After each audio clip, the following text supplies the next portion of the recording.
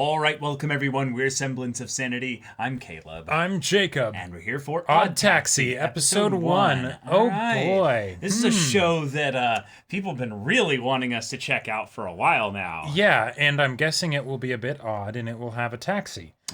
Probably a driver of said taxi as well. Exactly. And yeah, like the one thing that I have gotten a sense of from this is that there's some kind of mystery. Yep, some kind of mystery. There's some kind of walrus-looking taxi driver guy, and he's going to drive some people around. Cool. Like that. Awesome. That feels very like the bartender that hears all the stories, or like the police investigator that hears about some crime afterwards and has to piece together the perspectives of everybody that was involved, or something like that. Yeah, very much a thing that like feels very Flashpoint style, where you have something where you could have a lot of perspectives that are not necessarily going from a first person angle, but from like a second person angle, where it's you doing these things based on these things that you've told me. Sure. While you're in the taxi or something like that. Right. This is a one-cour series. It is completed. So awesome. I want to see a full package here. The reviews are ridiculously high. So Just a bit. I'm excited. I would love to see whether this is more of an emotional journey, or more of like a heady kind of journey. Heady kind of heavy kind of journey. Yeah. Because I could see some really cool things with regards to the fact that why is the story using anthropomorphized animals? Sure, that as too. one thing. Yeah, what are the ways that influences the mystery or things like that? Or provides some kind of a unique separation from the idea of it being a story about humans. Like, what kind of exploration of humanity is different by the fact that they're anthropomorphized animals? Is that just there to just be provide flavor, some lens, or fun color onto the world, or is it something else? Yeah, we'll see. So, y'all, without further ado, let's get into it.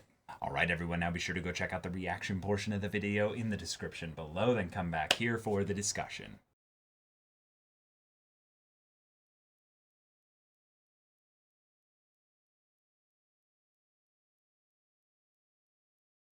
All right. Okay. Well, I am overwhelmed with info right now. Yeah. There's so much stuff. We got just a deluge of it on our first episode here. This taxi driver, Odokawa. Yep. I believe we got them there. He is quite a character. Yes. Quite a character. He's awesome. He's very unique. He is quick-witted. He has a very strong sense of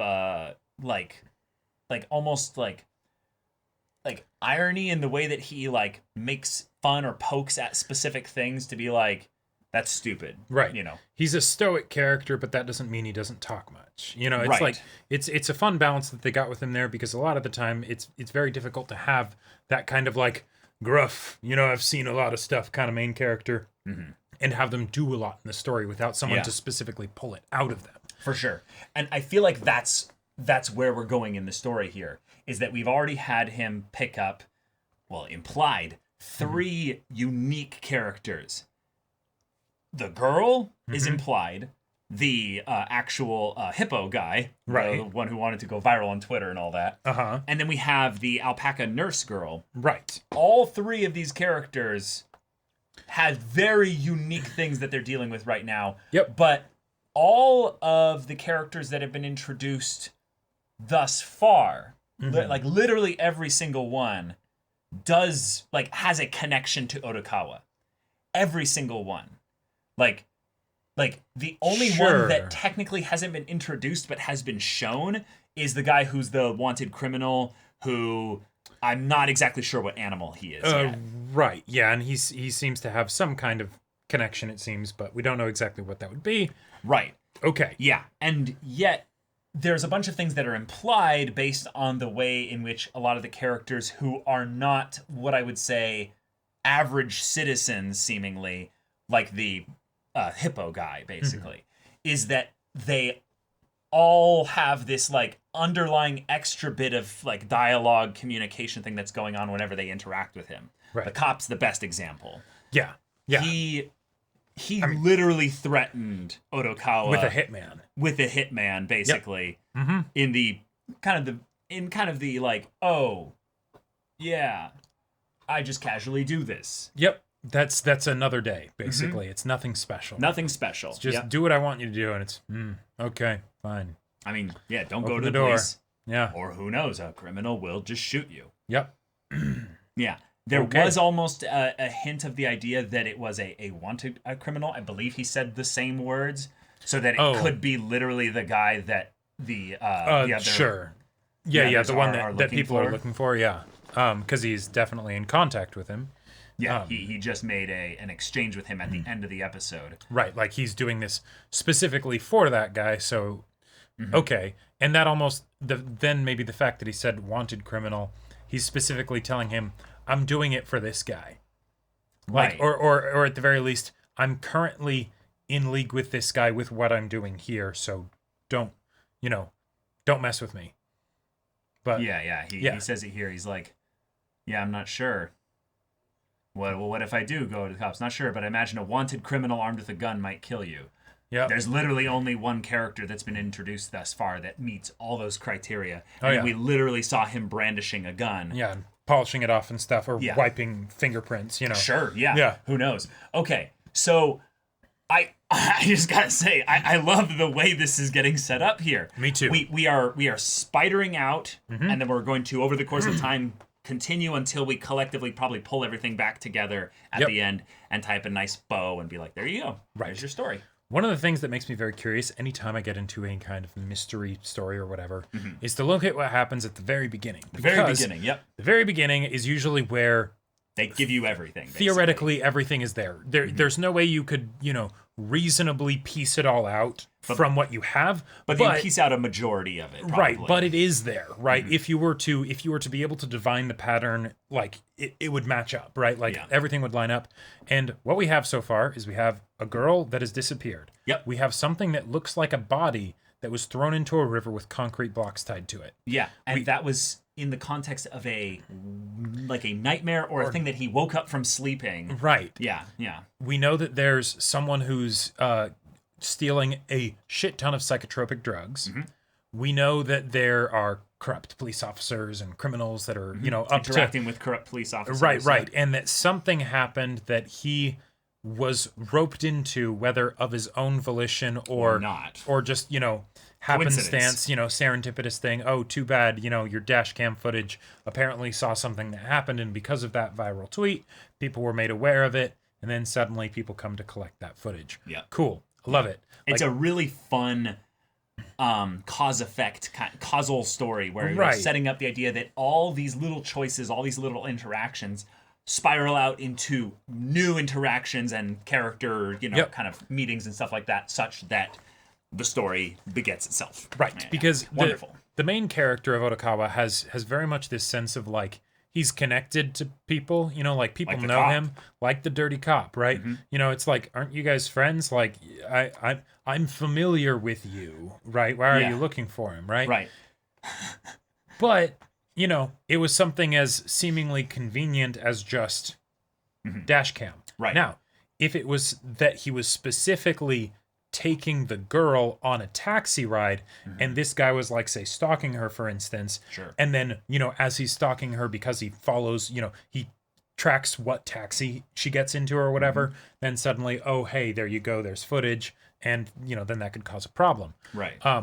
But Odokawa also seems to have some agency in this, because it was implied that he might be sheltering her at his place. And yet she never responded. We never saw her. And the way he talked about her to her was like, you can run away if you want. I'm not forcing you to stay here. Yeah. Which communicates to me that maybe the circumstances of how she came to be here are a bit strange. Yeah. And given the fact that we've got psychotropic drugs from someone that he's in contact with, the alpaca lady, we've got the show opening with what looks like a body being thrown into a river with concrete blocks. Mm-hmm.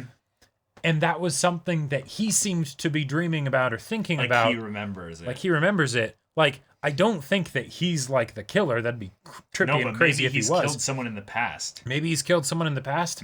Maybe she ended up getting killed while like she was with him or something, and then he's like, "Shit, I want to get rid of the body because I don't want to get caught up in anything." You know? Yeah. Like and maybe he's forgotten about it because of the drugs. Yeah, because that was one of the other things that was brought up. It's like, oh yeah, you listen to Rakugo all night. Well, that must be great being able to like fall asleep and stuff without any intrusive thoughts. Right, exactly. Yeah. Says the person who's getting psychotropic drugs that might also be providing them to him. Yep. You know, I don't know how many of those a walrus would need to have in order to be consistently like put under, but I get the feeling it'd be more than a mouse. Yeah, I think it's also a thing of where like we're not necessarily at this point supposed to treat them as animals in any sense of the story. Oh, okay. I think it might be literally the only time that they kind of brought that up was the gorilla. It's like, what do you see in front of you? A gorilla. A gorilla. Yeah.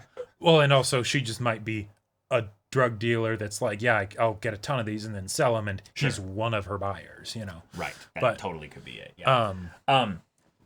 I really love though the way they're setting up the dialogue to be comedic. But also be commentary on like society. There's this fun through line or throughput, basically these themes of, well, the way we connect as human beings through conversation. Yep. It's a primary way, by just spending time with each other. It doesn't have to be through really good talking necessarily. Right. You could be just sitting there in their taxi and you ask one question. Yep. And they don't really answer. But the fact that they didn't really answer, that tells you something about them, maybe. I love then the social media angle that they seem to be getting at, really reminding us that this is a modern world. Right. But what that means to these individuals on different levels here. We have the kind of the Zoomer, or the young one, basically, of all the characters that have been introduced. There's been almost an idea that their generational age gap kind of stuff was brought up as a joke, but also as like a... But that was brought up a couple times, and it might yeah. just be the continuing joke of the alpaca being like, I'm throwing your words back at you. Yeah. But it could be something more than that. Right. And I think that having then one of the older characters, Eiji, or Kakihana, being 41, single, on Tinder effectively. Yeah. Swiping his way, lying about his income to try and get just someone. I'm definitely not a janitor. Yeah. Yeah. Trying to find any kind of means of connection there, and then even joking about the rabbit lady who owns the restaurant or was working at the restaurant, being like, "Hey, just marry me." It's like, well, what are the benefits? It feels like these are people that are all disconnected in the meta sense by the story. But then over the course of this story, they're all going to become connected. Sure. And what does that mean for people in this modern world? How do we connect with each other? There are things that we use as mechanisms, but might end up being barriers in the end. Okay. I don't know. I just feel like they're setting up a bunch of little things, and then I'll just wait for patterns to be repeated in future episodes, because a pattern repeated in the same episode might be nothing, mean much in the series' full sense. This world definitely feels lived in, and that's something that all those little idiosyncrasies for the characters and just establishing shots. Yeah, establishing shots, and just the things that they do that it's like, yes, I know that person, right? Like, even though they're anthropomorphic animals, right? Yeah. The person that's just like, yes, I'm in my 40s, but I'm swiping away on Tinder, and I'm definitely lying about all kinds of things in my profile. Yes, I've helped that person back when I was in customer service, Yeah. And did you get the other thing about the idea of lies being a big aspect of communication in general as well? Like, it was throughout the episode. Sure. I think of 5 answers, and then I try and think of what's the least offensive, and the cop basically in his whole deception. That's another sure. thing. Odokawa with the idea of maybe even being like someone that the cop says is constantly telling lies. Sure, and that might just be part of the cop's lie to say, don't believe anything he says. But it might also be the thing of, well, if he chooses which story he's going to tell, like which of those 5 answers, that's kind of like saying, I don't really care about what's true. I'm just trying to make sure I have a different priority. I don't rock the boat, basically. I don't send waves out along my connection lines. Right. Whatever the motivation for it is, it's something where there is an agenda that is being brought to the table. Right. Something that basically everyone does, and that's probably one of the things he was also kind of commenting on by saying it. Stop the age gap crap. It's like we know about. Yeah. Stop trying to make it into something where there's this big gap, and that's they some don't get insurmountable what it was like. thing. It's like, no, we know about all those other things that I can't even remember exactly what it was that he said. He was talking about phonographs. Yeah, and, exactly. Telephone magnetos and stuff like that. So yeah, that's the kind of stuff that I feel like the story is setting up, in that maybe the taxi driver Odokawa is actually one of the characters that's going to be kind of the comedian that speaks the truth, basically. Sure. He's going to give moments of dialogue where he speaks to someone and they react strongly, but they also resonate and get connected with him because they like the way that he communicates those specific truths. I'm really excited for his character. But all these other characters, seemingly disconnected, all know him. So he gets around. He's the taxi driver. Yeah, but doesn't he seem like the character that's made to be kind of unlikable? Well, he's an odd taxi driver. Right. Yeah. So that's really cool. But again, following up on the lie thing, the Kakihana lies. The alpaca nurse is totally double lies. dealing, potentially lying and stuff as well. What was the other one? Oh, the Twitter guy. The idea that he said that the stories that they were telling to get likes and to build up their personal worth, through followers and all that, which is, oh boy, you can talk about that from the YouTube perspective. But the idea that the stories and the posts and all that are probably completely fabricated. Sure. They are fabricated to meet an end goal. Right. What part of this story on the meta level is being obfuscated or is part of a deception in some level to push things towards a specific goal? Right. Well, for one, the one that isn't like immediately obvious, but also stands out to me the most, because there's things like the raccoon police officer that's, obviously lying about certain things. But the one that stands out to me the most is Odokawa talking to someone who might not be there. Yeah. And it's not just that he's talking to someone who might not be there, but if he is, why is he? Exactly. Because the fact that he might be is nowhere near as interesting to me as the motivation behind it. Because that says something. Like Odokawa in this episode was shown to very much be the kind of person or walrus that speaks his mind, right? But it's a balance to it, because he says it's only when it's kind of stimulated with something from the outside. Right, because he does the whole thing of like, I have 5 answers and I try and find the one that will least offend people, but then he says something very offensive to the person, like directly, right? So there's a degree to which he just doesn't care or even enjoys it, and yet he also does hold himself back a bit. So I'm curious. There was also a character that I'm not sure who to connect this to. This might be the other cop that was talking with the raccoon cop. But the Kakihana was saying that he saw Daimon, and he was saying that Odokawa might be connected to the Nerima girl case. Gotcha. So that might be... maybe that's the criminal dude? I doubt it. Or, Kakihana, the janitor was... Yeah, the janitor was saying that he talked with Daimon, someone that they knew, basically. Yeah. And he was saying that he might be involved in that. Well, yeah, there was the other character that seemed to be like... Here we go. Hold on. Dobi is the... Yeah, I heard the police were looking for Dobu. Okay. Dobu might be the criminal. Cool. All right. Okay. Yeah, there's so much in this episode. Yeah, there are a ton of characters.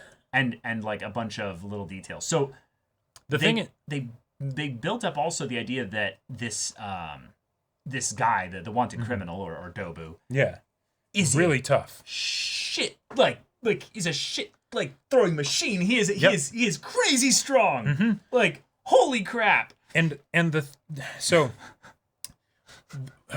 Okay, usually in mysteries, the one who's set up to be the obvious, like, maybe it's this person, right? The usual suspect is not the person who it actually is, because then that'd be much less interesting from the conflict perspective, because it'd be over much quicker, right? And, why tell this story? If that's the case, I really want to know what Dopu's story is. Because I think we're going to get it. He really seems to be, like, tied into some crazy shenanigans going on in this town. Bribing a corrupt cop to get some footage and things like that. Clearly he was up to something. But if it's not as straightforward as he was the one who done it, what's the deal? Yeah, what is the deal? Also, there's a bunch of little random world building things. There was a throwaway line of biotechnology is the only thing that can beat him. So it's like, wait, hold on. Are we getting some chimera shit in here where it's like the reason why they're animals is maybe because of like there's some experimentation going on and stuff. Who knows? But I loved the way that, again, the commentary on society is setting up, I would say, the simple reveal that's been right in front of us the whole time is why Otokawa is a taxi driver. It was the one question that the that's a good point. That the Twitter guy asked, and he had to think about that for a long time. He had to think about it, but then he had that like flashback thing. Otokawa had the things where it completely changed the art style. Yep. Like that there is, I think that's the big reveal. And that's the kind of thing that like is tied to his whole character, because it's the bounds by which a good portion of the it's the vehicle by which a large portion of the story will be delivered. Therefore, it's very important for us to know why he does it, because a couple things should be made known here. He's not likable, I would say. There's a lot of things about him that rub people the wrong way. Yet a lot of people are friends with him. That's just a reality. They at the very least know of him. Yeah. They're like concerned about him. They like, like the doctor. He's like, he should go to a bigger hospital, And maybe it's because he always like kind of gives things to him straight. He doesn't he doesn't throw spin on it or whatever, like say the Twitter kid would, So, if they're going to talk about Bruce Springsteen and stuff, it's like, all right, try saying that 3 times fast. No, couldn't do it. Messed up. Right, you messed up. Yep. Yeah. There could be something kind of comforting in that of always knowing where you stand with the person. Sure. But yeah, he's not the kind of person you would stereotypically think would become a taxi driver. Right. So is he this way because of being a taxi driver for all this time?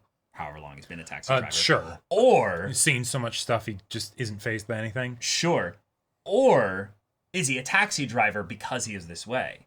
Yeah, I'm not sure. The immediate vibe that I got, and I don't know if it would be that at all or something like that, but it seemed like it could have been something of like his, like he had some previous experience with taxi drivers, and it looked like it might have been like a parental figure, maybe. I don't know. I didn't catch much from the actual like flashback. Yeah, the thing that I saw was it looked like someone that was in a car, and they looked like they could have been a bit female in the hair. Like the hair was long. Right, like that makes me think like, oh, maybe, well, no tusks, so probably not his mom, but like, it made me think like, oh, maybe it was like his mom and she had to get away from like a bad relationship or something, and so she had to drive, and maybe it's the whole thing of, I don't know, for people that don't have a car and can't get where they need to go, oh, that would be really nice if we had a taxi right now, or something. And then he thought, you know what, that'd be cool to be a taxi driver. I don't know. But then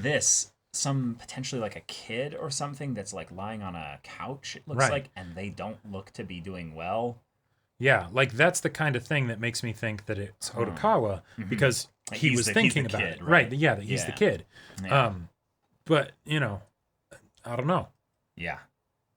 Yeah, I just liked that there were certain aspects of the dialogue that would get punctuated with the way the scene was structured.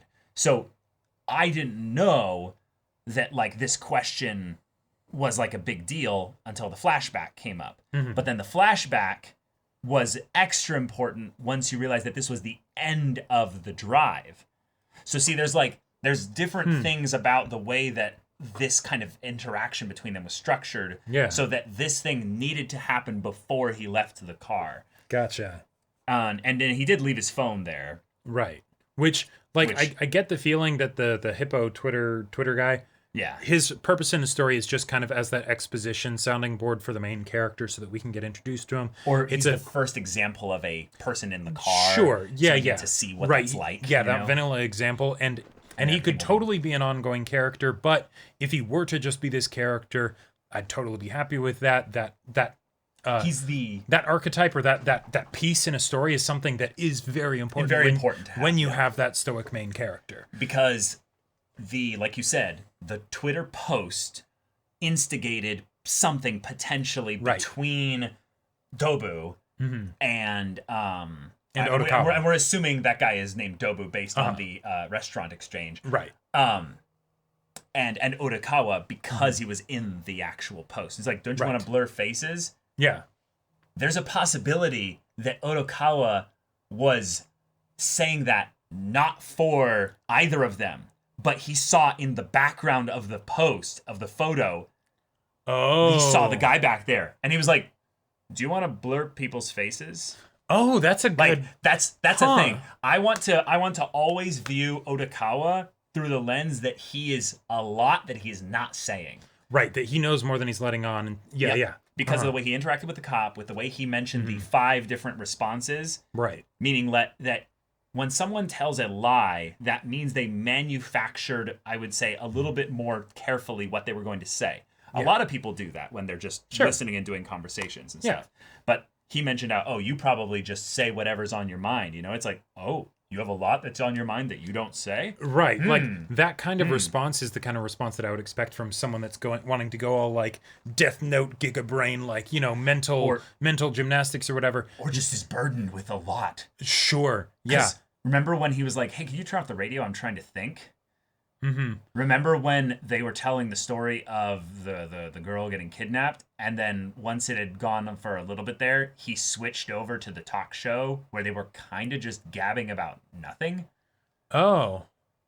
And it was like, you find this engaging? Huh. And it didn't seem at all to inform stuff about his character as we revealed it later. It seemed more like, this seems kind of vapid and kind of just, dumb. I don't know. It was interesting. Yeah. But really fun show. Yeah. Really fun first episode. Yep. Love the world. Love the characters. Interested in the conflict. You know.